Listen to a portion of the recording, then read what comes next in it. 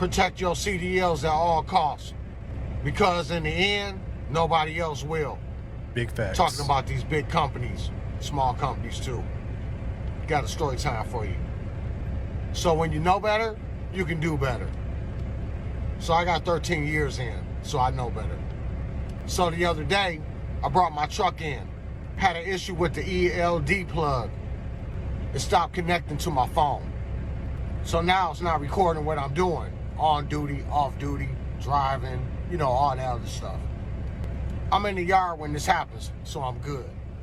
I had just finished up a load, so I called my boss when I got to the yard. Now, mind you, my boss lives around 3 minutes, 4 minutes from the terminal.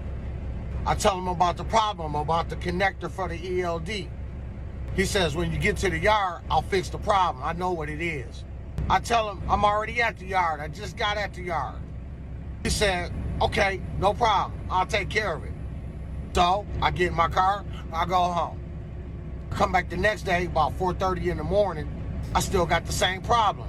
My phone is not connecting to the ELD. Now, mind you, it's 4:30 in the morning. Now, my boss said he was gonna fix the problem yesterday.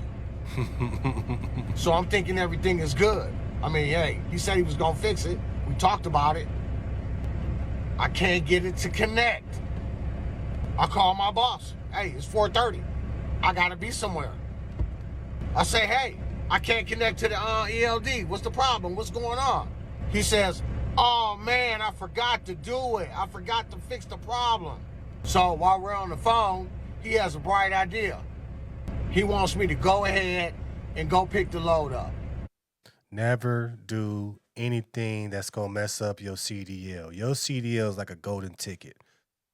That load ain't worth you losing your CDL, ain't worth you getting safety points. It's not worth you just destroying your CDL.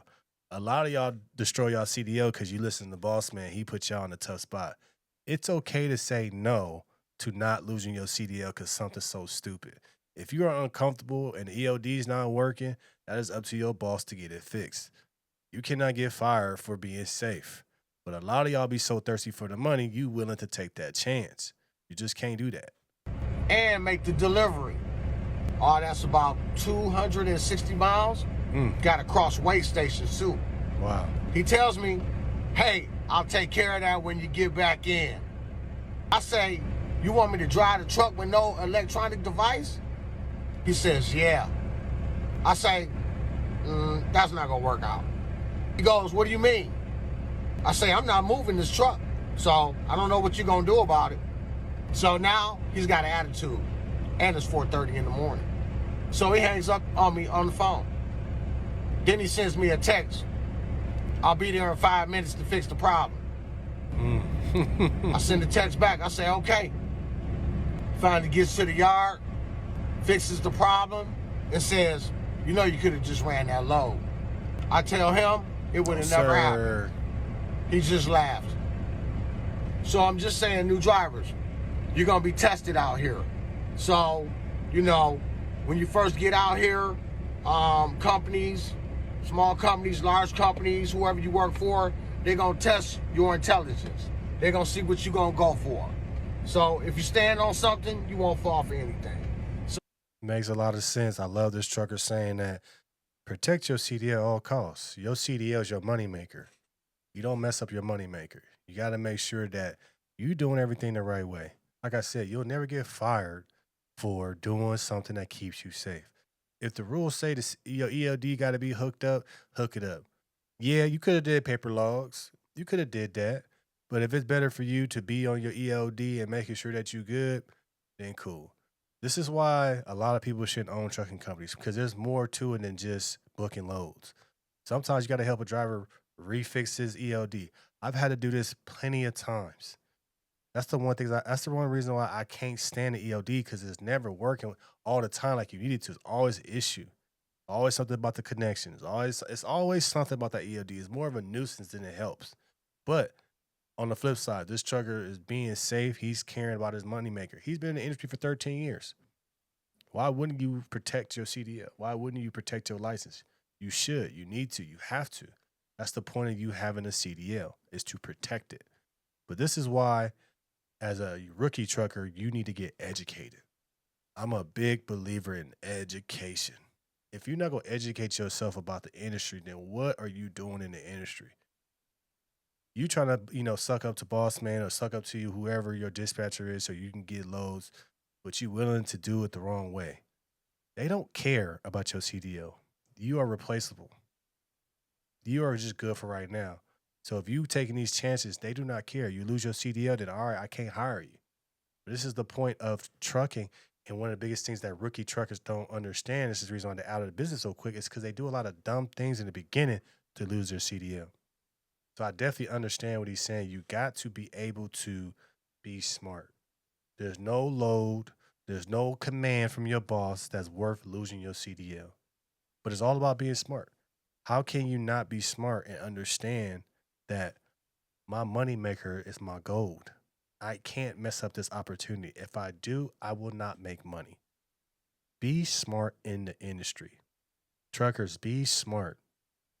A lot of people that run these trucking companies don't think y'all smart. I'll tell you the truth, because I speak big facts.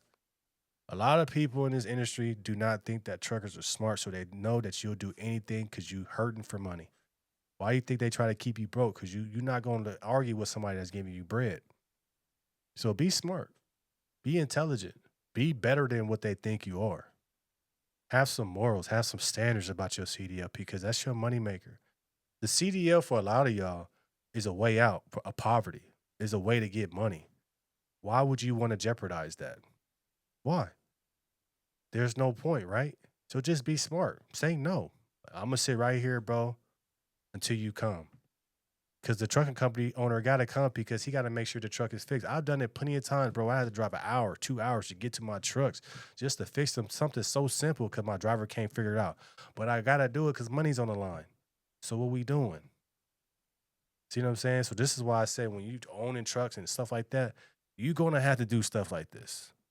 Your trucker don't know everything to fix and stuff like that. That's why he relies and calls you. So you have to be a person that's willing to say, "Oh, I got to get in the car and meet up with him and make sure he have everything." That's your job as an owner. But a lot of y'all don't want to be that type of owner. Y'all want to be an absentee owner. Y'all want to just say, "Well, you figure it out. If not, just drive without it. We'll fix it later. It'll fix itself." You can't do that. You gotta be smart because if you don't, you will lose money. He will lose his CDL, and y'all both assed out. It's just very a simple thing. But I've learned this in my time of owning trucks, man. You got to do the things that you don't want to do. I don't feel like getting out the bed and going to help him, even though I know he know how to do it, but he want me to help him. I don't feel like doing that, but I gotta do that because it's my company, right? And as a trucker, you got to stand on something. If you stand on business about your safety and your CDL, people will respect that. I mean, they might not like it, but they will respect it and say, all right, cool. At least he's trying to be safe and he not trying to mess up my company as well. But shout out to him, man. 13 years in the game. That's a big step. He's going to be in the game for 20 plus for sure. I can already tell because he stand on business. He stand on morals. He got standards. And he not going to let anybody push him around. Just because you work for these companies, man, don't mean they own you. You still a person. You still got morals and you still got standards.